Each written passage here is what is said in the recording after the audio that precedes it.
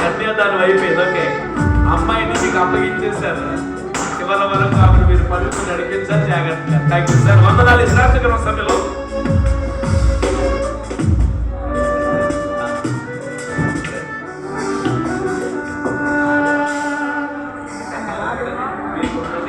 అయ్యేదో photo cover చేయండి.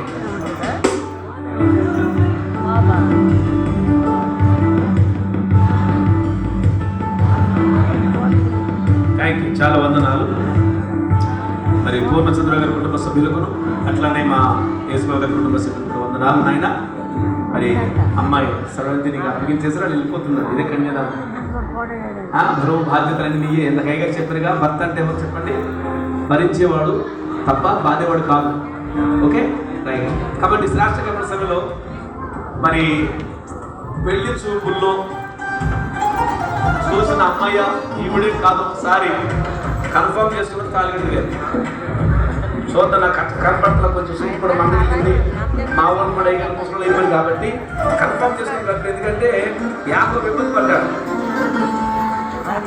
ఒకరి ప్రేమతో ఫోన్ చేసేసుకున్నాడు. అట్లా ఇబ్బంది పడుతూ ఒకసారి చేసి మేలు ముసుగు తప్పించున్నానా పైకి స్లోగా కంగారు పడదు. చప్పలు కొట్టుకొని ఒకసారి